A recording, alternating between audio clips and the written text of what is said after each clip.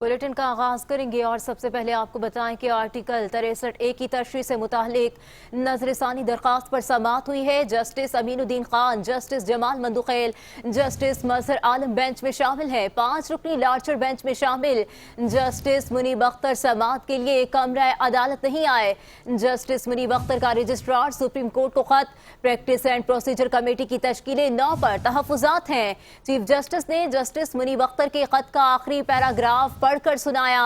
Chief justice of Pakistan काजी फाइज ईसा का कहना था, बेंच बन चुका हो तो केस सुनने से माजरत सिर्फ अदालत में ही हो सकती है। हम चीफ मुनीब को राजी करने की कोशिश करेंगे वरना नया बेंच बनेगा। आर्टिकल 63 नजरसानी केस की समाअत कल तक मुलतवी कर दी गई है। आपको अपडेट करें कि आर्टिकल 63 की तशरीह से मुतालिक नजरसानी दरखास्त पर समाअत हुई है। इसी हवाले से मजीद जानेंगे हमारे नुमाइंदे सज्जाद हैदर से।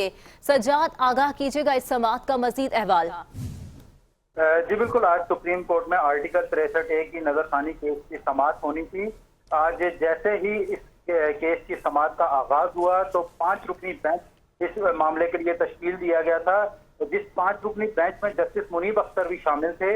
आज जैसे समाअत का आगाज हुआ तो जस्टिस मुनीब अख्तर बेंच में नहीं आए, जबकि दीगर जो जजेस थे इनमें चीफ जस्टिस काजी फाइज ईसा और जस्टिस अमीनुद्दीन खान, जस्टिस जमाल खान मंदोखेल और जस्टिस मजहर आलम मियां खेल आ गए, जबकि जस्टिस मुनीब अख्तर की कुर्सी थी वो खाली रही। आज जस्टिस मुनीब अख्तर ने लार्जर बेंच में बैठने से इनकार कर दिया, जिस पर चीफ जस्टिस थे उनका कहना था कि हम जस्टिस मुनीब अख्तर से दरख्वास्त करेंगे कि वो इस बेंच में बैठें और इस जो अहम केस है आर्टिकल 63 है इस हवाले से अपनी राय का इजहार भी करें।